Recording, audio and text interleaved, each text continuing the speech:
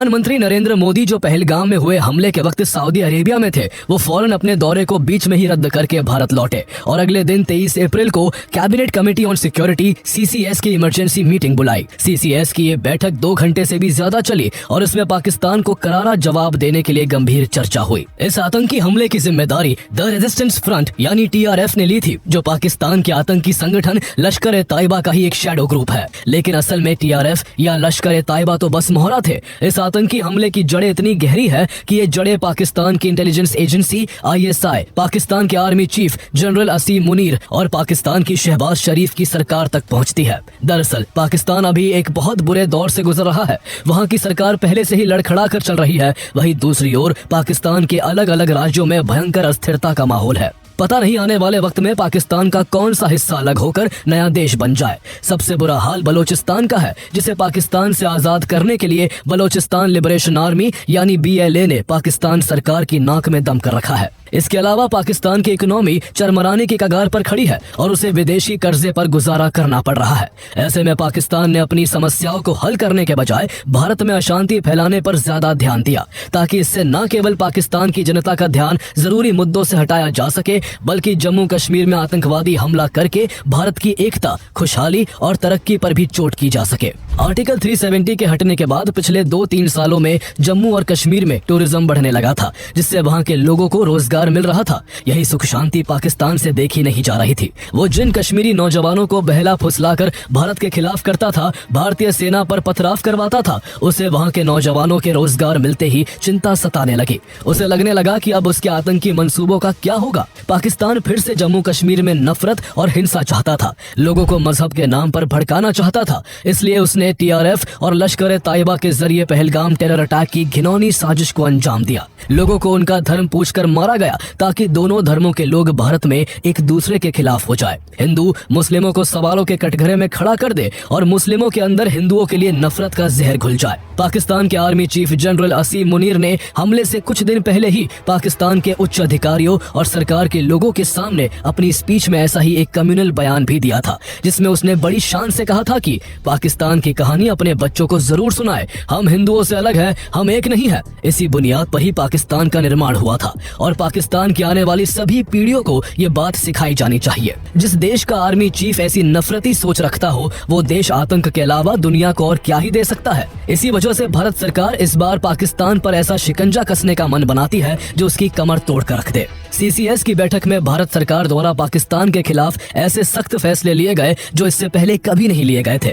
भारत ने सबसे पहले पाकिस्तान पर वाटर स्ट्राइक करते हुए 1960 की इंडस वाटर ट्रीटी को सस्पेंड कर दिया। ये कितना बड़ा फैसला है, इसे इसी बात से समझा जा सकता है कि इससे पहले पाकिस्तान की तरफ से कई आतंकी हमले किए जा चुके हैं और दोनों देशों के बीच 1965, 1971 और 1999 जैसे युद्ध हो चुके हैं। लेकिन फिर भी भारत ने कभी इंडस वाटर ट्रीटी को सस्पेंड नहीं किया था। ये पहली बार है जब ऐसा हुआ है। इसका पाकिस्तान पर कितना बुरा असर पड़ेगा, इसका अंदाजा इसी से लगाया जा सकता है कि पाकिस्तान की 80% खेती के योग्य जमीन सिंधु और उसकी सहायक नदियों के पानी पर निर्भर है। इस पानी का 90% से ज्यादा हिस्सा सिंचाई में इस्तेमाल किया जाता है। ऐसे में पाकिस्तान में लाइफलाइन कही जाने वाली सिंधु और सहायक नदियों के पानी को भारत द्वारा रोकने से पाकिस्तान और उसकी इकोनॉमी पर इसका सीधा असर पड़ेगा, जो पहले से ही रेंग रही है। इंडस वाटर ट्रीटी के तहत पहले भारत पाकिस्तान को नदियों के पानी के बहाव और उससे जुड़ी अन्य जानकारियां शेयर करता था, लेकिन अब भारत न केवल नदियों का पानी रोक सकता है, बल्कि बिना कोई अलर्ट दिए सभी नदियों का पानी एक साथ छोड़ भी सकता है। इस तरह पाकिस्तान को कभी सूखे का सामना करना पड़ सकता है, तो कभी वहाँ बाढ़ जैसी सिचुएशन बन सकती है। इसके बाद भारत सरकार ने अटारी चेक पोस्ट को बंद करने का दूसरा बड़ा फैसला लिया।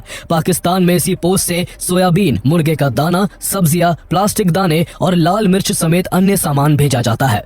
इसके बंद होने से पाकिस्तान को हजारों करोड़ का नुकसान हो सकता है। तीसरा फैसला SAARC visa exemption scheme SVES visas को रद्द करने का लिया गया। चौथे फैसले के तहत भारत में मौजूद हर पाकिस्तानी नागरिक को अगले 48 घंटे के भीतर देश छोड़कर वापस जाने का आदेश दिया गया और पाकिस्तानी नागरिक अब भारत का दौरा नहीं कर पाएंगे। इसका सबसे बड़ा झटका उन पाकिस्तानी मरीजों को लगा जो अच्छे और सस्ते इलाज के लिए इंडिया के हॉस्पिटल्स में इलाज करवा रहे थे। इन फैसलों से उन महिलाओं को भी झटका लगा जिन्होंने शादी पाकिस्तान में की थी, लेकिन वो अपने बच्चों के साथ भारत में रह रही थी।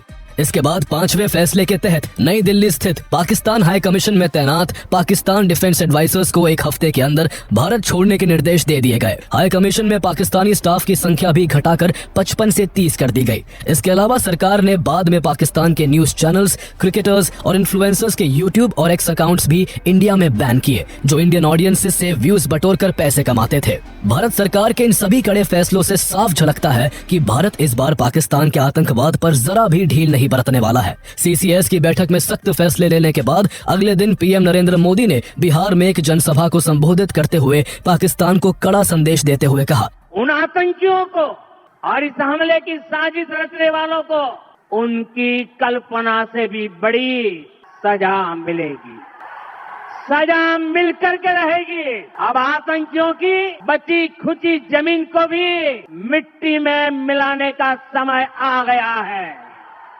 इसके बाद एनआईए ने इस हमले की जांच शुरू कर दी, जो अभी तक जारी है। साथ ही इस हमले को अंजाम देने वाले आतंकियों को ढूंढने के लिए इंडियन डिफेंस फोर्सेस ने सर्च ऑपरेशन शुरू कर दिया। 3 आतंकियों के पोस्टर भी जारी कर दिए गए और जिन लोकल लोगों ने उन आतंकियों को पनाह दी थी, उन पर भी शिकंजा कसा जाने लगा। लश्कर ताइबा के कई ओवरग्राउंड वर्कर्स को गिरफ्तार किया गया। सैकड़ों लोकल लोगों को हिरासत में लेकर पूछताछ की जाने लगी और ऑपरेशन के दौरान आसिफ शेख और आदिल ठोकेर जैसे कई आतंकियों के घरों को एक्सप्लोजिव से तबाह कर दिया गया।